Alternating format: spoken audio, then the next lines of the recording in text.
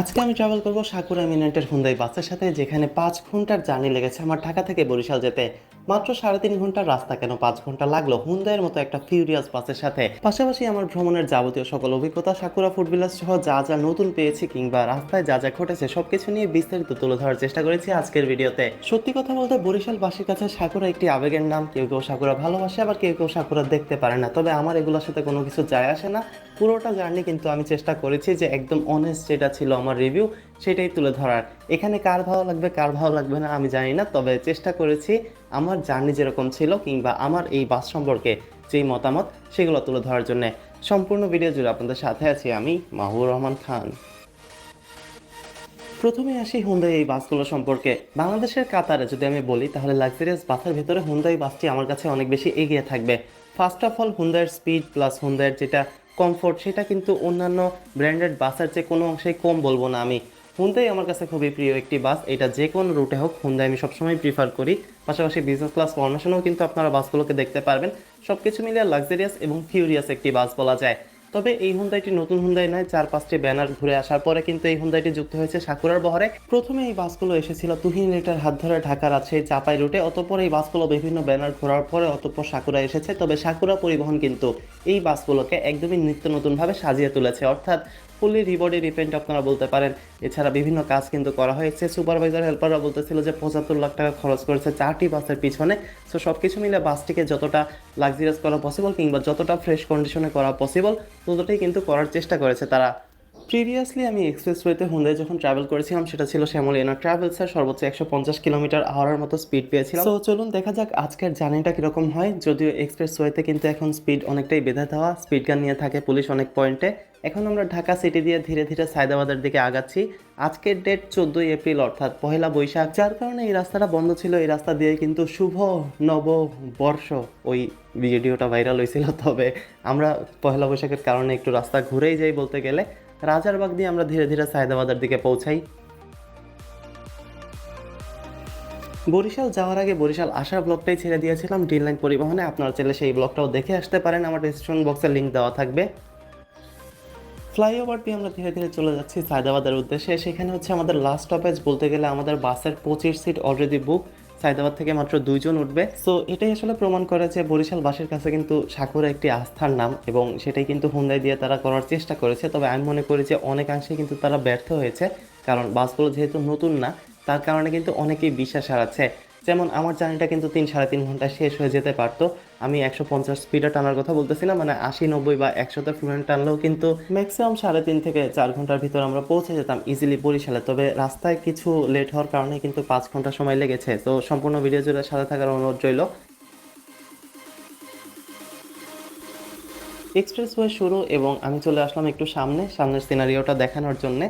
প্রথমত একটা জিনিস যেটা আমার কাছে খুব ভালো লেগেছে, সেটা হচ্ছে বিজনেস ক্লাস বাসে মাত্র 950 টাকা ভাড়া বরিশাল পর্যন্ত, এবং কুয়াকাটা পর্যন্ত মেবি 1400 টাকা।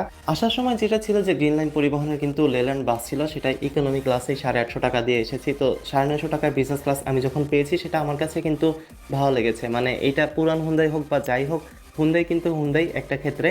এবং এখানে যদি আপনার সার্ভিস ঠিকঠাক থাকে কিংবা বাসের কন্ডিশন ঠিকঠাক থাকে, 950 টাকায় হুন্দাই কিন্তু অনেক বেশি উর্দি বলা যায়। মানে 1000 টাকারও কম টাকায় কিন্তু হুন্দাই বাস পেয়ে গিয়েছি বিজনেস ক্লাস বাসে। তাও আবার এই জিনিসটা আমার কাছে সবচেয়ে বেশি ভালো লেগেছে, যে ইউজার ফ্রেন্ডলি করার চেষ্টা করেছে তারা। যদিও বাসগুলোর উপরে তাদের ব্যাপক খরচ হয়েছে, তবে সেই খরচ কিন্তু যাত্রীদের থেকে অতিরিক্ত ভাড়া নিয়ে আদায়ের চেষ্টা করেনি। যেইটা ইউজুয়াল ভাড়া, তার থেকেও কিছুটা কমে দেওয়ার চেষ্টা করেছে তারা। এখন সময় সকাল 8:30টার মতো, এবং জার্নি খুবই ভালোই লাগতেছিল, কারণ হুন্দার স্পিডটা কিন্তু অনেক ভালো। মানে হুন্দার পিক আপ অনেক ফাস্ট, এবং হুন্দার স্পিডিং ক্যাপাসিটি সম্পর্কে সবারই আইডিয়া আছে যারা কম বেশি আমার চ্যানেল ফলো করেন।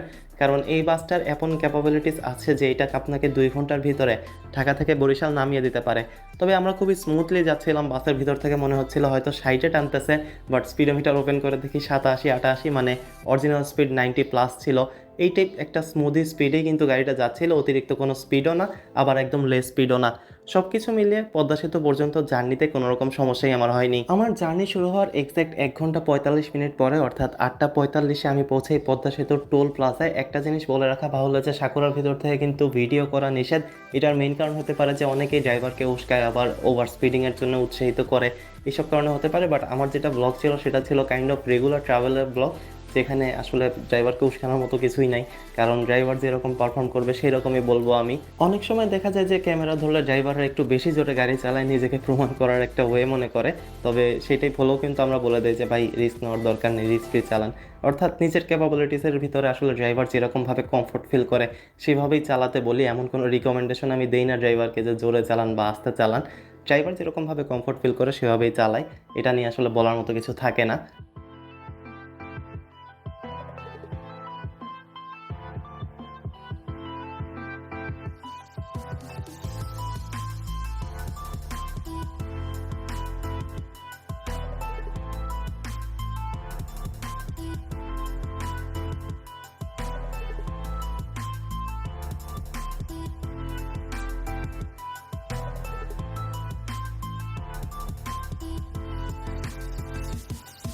60 কিলোমিটার/আওয়ার বেগে আমরা পদ্মা সেতু পাড়ি দিই, অর্থাৎ কোনো রকম ওভার স্পিডিং না করে। সেখান থেকে পাড়ি দেওয়ার পরে আমরা ধীরে ধীরে একটু স্পিড বাড়াতে থাকি, যেটা 100 পর্যন্ত লিমিটেড ছিল বলা যায়। পাশে যদি আপনারা লক্ষ্য করেন প্রাইভেট কারগুলো কিন্তু অনেক স্পিডে এগিয়ে যাচ্ছে, তার চেয়ে কিন্তু অনেক কম স্পিডে আমরা আগাচ্ছিলাম। যদিও আমাদের 150 তোলার মতো ক্যাপাবিলিটি ছিল, তবে ড্রাইভার সাহেব কিন্তু কোনো রকম রিস্ক না নিয়ে এবং কোনো রকম ওভার স্পিডিং না করেই চালাচ্ছিল।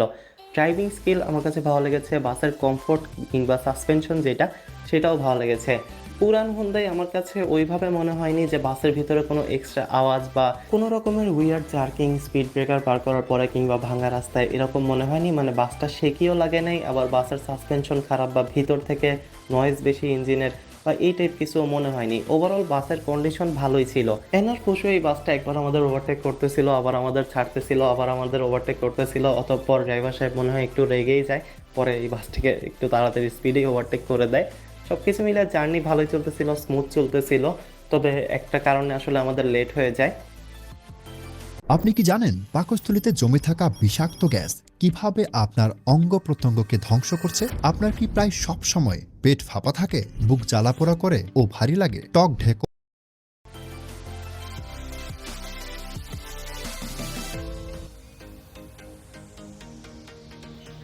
হেনা যখন বারবার এমন করতেছিল যে একবার সামনে যেতেছে, আবার ইচ্ছা করে পিছে আসতেছে, আবার সামনে যাইতেছে, তখন ড্রাইভার সাহেব একটু রেগে যায় এবং এই সময় সে পিক আপ বাড়িয়ে দেয় এবং ওহুনদের যেটা অরিজিনাল ফিল সেটা আসলে হেনাকে ফিল করিয়ে দেয়।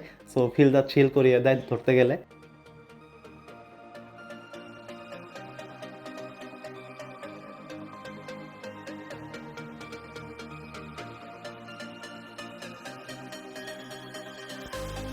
দেখতে দেখতে আমরা চলে আসলাম আড়িয়াল খাঁ সেতুতে। কিছুদিন আগেও কিন্তু ট্রেনের ট্রায়াল হয়েছে, খুব শীঘ্রই কিন্তু পদ্মা সেতুর উপরে ট্রেনকেও দেখা যাবে এবং ট্রেন চালু হওয়ার পরে ট্রেনের ট্রাভেল ব্লগ আসবে। রিসেন্ট যে ট্রাভেল ব্লগগুলো আসছে ম্যাক্সিমামই বরিশাল। তো বরিশালবাসী অনেকটা লাকি বলা যায়, কারণ একের পর এক নতুন বাস কোম্পানি ঢুকতেছে, একের পর এক নতুন ব্র্যান্ডেড বাস যুক্ত হচ্ছে। সব কিছু মিলে বর্তমানে বাংলাদেশের সবচেয়ে হটকেক রুট হচ্ছে ঢাকা বরিশাল।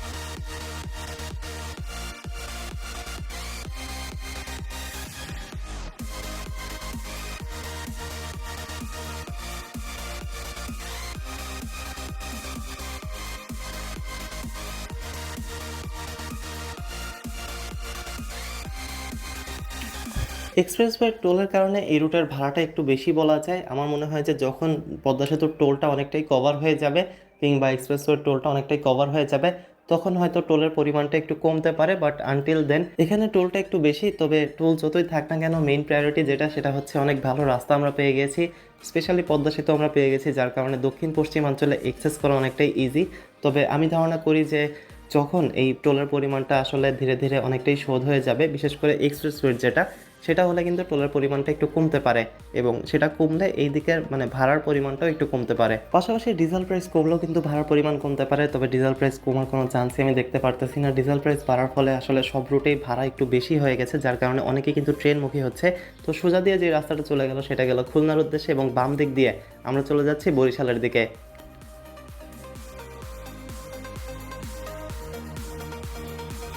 ভাঙ্গা থেকে বরিশালের দিকে যেতেই অনেক বেশি নয়েজ আমরা দেখতে পারলাম, কেওয়াজ দেখতে পারলাম, অটোরিকশা এছাড়া যেগুলো থ্রি হুইলার আছে সেগুলোর প্রেশার অনেক বেশি। তবে 2 লেনের এই সুন্দর রাস্তাটা কিন্তু সেখান থেকেই শুরু। ভ্রমণের আসল ফিল আমি এখানেই পাই। 2 লেনের রাস্তা, উপরে বড় বড় গাছ। তো এটা আসলে একটা নস্টালজিক ফিল দেয় ছোটোবেলায় গ্রামে যাওয়ার, এবং এই কারণে আসলে বরিশালের এই রাস্তাটা আমার কাছে অনেক বেশি প্রিয়। তবে 2 লেন হওয়ার ফলে যেটা হয়েছে যে এই রাস্তায় কিন্তু অ্যাক্সিডেন্ট বেড়েছে, কিংবা এই রাস্তায় প্রেশার অনেক বেশি বেড়েছে। যেহেতু ঢাকা বরিশালে আসলে বাসের সংখ্যা বেড়েই চলছে, তো রাস্তাটা যত তাড়াতাড়ি 4 লেন হবে অ্যাক্সিডেন্টের পরিমাণ ততটাই কমবে এবং এই রাস্তায় চলাচলটাও ততই সহজ হবে। বিশেষ করে যেহেতু অটো রিক্সা কিংবা থ্রি হুইলারগুলো এখনও চলছে রাস্তার উপর দিয়ে, তাই রাস্তাটা কিন্তু সকালবেলা কিংবা বিজি টাইমে পার করা ইজি না, যার কারণে এই রাস্তাটা যত তাড়াতাড়ি 4 লেন করা সম্ভব ততটাই কিন্তু এই রুটের মানুষের জন্য উপকার হবে। কুছ পানি কে লিয়ে কুছ খোনা পড়তা হ্যাঁ, আর এমনটাই হবে, কারণ 2 লেনের এই সুন্দর রাস্তাটা কিন্তু আমরা আর দেখতে পারবো না। উপরে গাছ, এই টাইপ 4 লেন হলে হয়তো রাস্তার সিনারিওটা অনেকটাই বদলে যাবে। 3 লেনের যেই বাসটিকে দেখতে পাচ্ছেন, এরকম একটি বাসে কিন্তু আমি আবার বরিশাল থেকে ঢাকা ফিরি। আপনারা চাইলে সেই ব্লগটাও দেখে আসতে পারেন। সো ভাঙ্গা থেকে টেকেরহাট, অতঃপর মোস্তফাপুর, তারপর বরিশাল, ধীরে ধীরে এইভাবে আমরা এগিয়ে যাচ্ছিলাম। টেকেরহাট থেকে মোস্তফাপুর যেতে আপনারা মাদারীপুরের অপারেটরগুলোই বেশিরভাগ দেখতে পারবেন, যেমন সার্বিক, অতঃপর চন্দ্রা, তো এই টাইপ অপারেটরগুলো বেশি থাকে। এছাড়া সাকুরার বাসও অনেক বেশি এই রুটে, আসলে যেখানে যেখানে স্টপেজ আছে সেখানে সেখানেই জাম আছে। আর এটার মেইন কারণ হচ্ছে 2 লেন, একটা বাস দাঁড়ালেই কিন্তু অনেকটাই অংশ দাঁড়িয়ে থাকতে হয়। 10টা বেজে 50 মিনিটের দিকে আমরা পৌঁছাই আটিপাড়ায় বা আতিপাড়ায়, যেটা ছিল হচ্ছে বরিশাল পৌঁছানোর 24 কিলো আগে, এবং সেখানে হচ্ছে সাকুরার নিজস্ব ফিলিং স্টেশন, পাশাপাশি সাকুরা ফুড ভিলেজও করা হয়েছে নতুন এইখানে। রমজান মাসে শুধুমাত্র ইফতার এবং সেহরির সময় ওপেন ছিল, যার কারণে ভিতরে আসলে ওরকম কিছুই দেখতে পারতেছিলাম না। তবে একজনকে নিয়ে আমি আসলে একটু ভিজিট করানোর চেষ্টা করি, যেহেতু অনেকেই আসলে এইটা এখনও দেখেনি। সাকুরা ফুড ভিলেজে এখনও পর্যন্ত সেইভাবে ওপেন হয়নি, তবে ধারণা করা যাচ্ছে যে ঈদের পরে হয়তো ওপেন হয়ে যাবে টোটালি। প্রায় 15 মিনিটের মতো একটা অয়েল ব্রেক ছিল। এই সময় কিন্তু আমাদের বাস অনেক বেশি তেল নেয়, কারণ হোন্ডার মাইলেজ কিন্তু 3 কিলোমিটারেরও কম বলা যায়। তবে সেখান থেকে বাসটি পিছনে ঘুরে আবার একটু পিছনের দিকে যায়। বাসের চাকায় হাওয়া ছিল না, 4 চাকায় হাওয়া দেওয়া হয়, সেখানে চলে যায় অতিরিক্ত আধা ঘন্টা সময়। সব কিছু মিলে 11টা 30 বেজে যায়, কিংবা 11টা 35-এর মতো বেজে যায়। অতঃপর আমরা সেখান থেকে বের হই। সো এই কারণে আসলে ভিতরের যাত্রীরা ক্ষেপে যায়, অনেক বেশি রেগে যায়, অনেকে গালাগালি করে। তবে এই জিনিসটা আসলে ড্রাইভার সাহেবও বলতেছিল স্টাফদেরকে যে কেন আগে চাকায় হাওয়া নেওয়া হয়নি। সো এটাই একটা বড় ল্যাকিং ছিল সার্ভিসের, যে এই জিনিসগুলো আসলে আগে চেক করা দরকার ছিল। তবে আমি যারা অথরিটিস কিংবা ম্যানেজমেন্ট থেকে দেখতেছেন তাদের রিকোয়েস্ট করব যাতে এই ব্লগের কারণে কাউকে কোনো শাস্তি না দেওয়া হয়। সো এটা মাফ করে দিয়ে আসলে পরবর্তীগুলোর জন্য জাস্ট ওয়ার্নিং দিয়ে রাখা হয়। তবে সোশ্যাল মিডিয়া অ্যাক্টিভিটিস থেকে অনেকেই বলতেছে যে সাকুরার নতুন এই বাসগুলো দিয়ে কিংবা হোন্ডা এই বাসগুলো দিয়ে সেরকমভাবে সুবিধা করতে পারতেছে না, কারণ বাস অনেক সময় টেকনিক্যাল ত্রুটি পাওয়া যায় বা অনেক কিছু। তো যেহেতু আমি 100% ইনশিওর না এইসব নিউজ নিয়ে, তো এইসব নিয়ে কিছু বলতে চাই না। ওভারঅল আমার কাছে সার্ভিস যেটা ছিল ভালোই লেগেছে।